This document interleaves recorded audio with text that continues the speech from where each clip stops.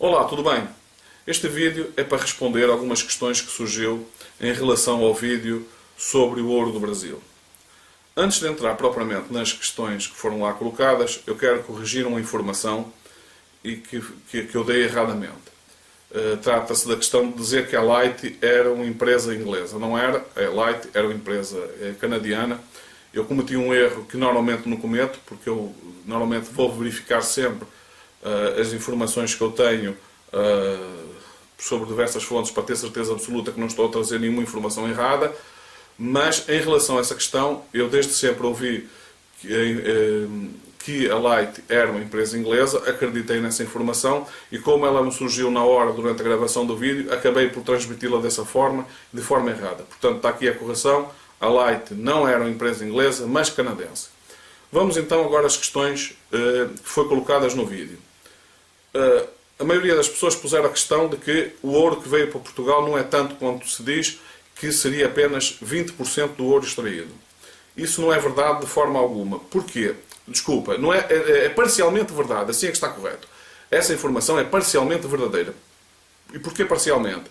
Porque 20% era o que vinha através dos impostos, como as pessoas muito bem dizem nos seus comentários. A questão é que essa parte que vinha como imposto era apenas uma parte do ouro que vinha. Porque a maior parte do ouro que vinha ou traficado, e da seguinte maneira, que era traficado na maior parte das vezes. No Brasil ainda hoje há uma expressão que é o santo do pau oco. Essa expressão surgiu precisamente porque essa era uma das formas de traficar o ouro do Brasil para Portugal. Eram adquiridas imagens de santos com um furo por baixo da imagem e essa imagem era cheia de barras de ouro escondidas e dessa forma eram traficadas para Portugal com o objetivo, evidentemente, de fugir aos impostos. E esse ouro que vinha para Portugal vinha sobretudo porque a maior parte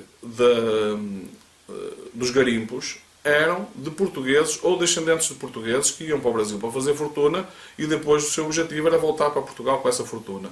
Então uma parte dessa fortuna vinha para Portugal legalmente, porque já tinham sido pagos os impostos tanto do ouro como das pedras preciosas, mas vinha também essa parte traficada. Portanto, nem se consegue saber, não há forma que tudo que vem dessa forma, evidentemente, não há forma de se contabilizar, não há forma de saber exatamente qual a quantidade de ouro e de pedras preciosas que vieram para Portugal, mas efetivamente foi uma quantidades muito, muito significativas.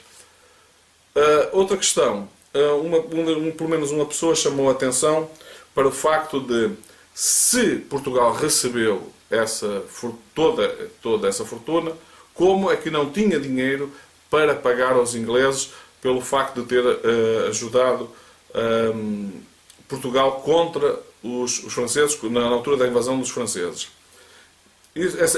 Essa parte é simples de explicar.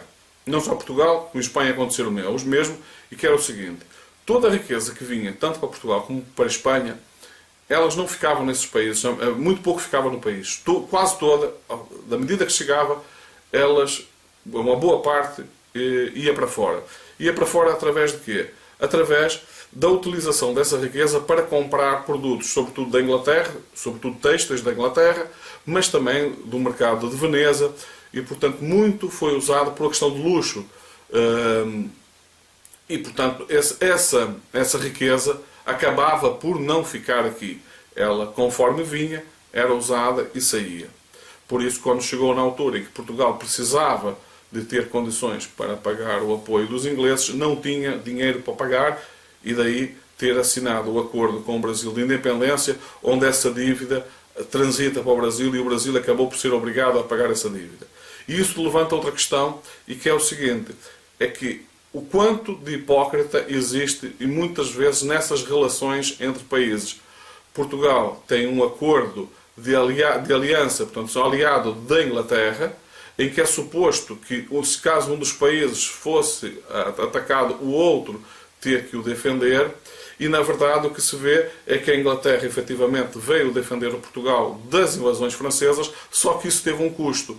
E, além disso, defender Portugal, defender sobretudo o Porto de Lisboa, era extremamente importante para os ingleses, porque a dada altura é praticamente a única fonte de ligação que a Inglaterra tem para prover a ilha dos bens que necessitava. E, portanto, a Inglaterra tinha todo o interesse que Portugal não caísse na mão dos franceses, mas mesmo assim, para fazer essa intervenção, cobrou muito caro.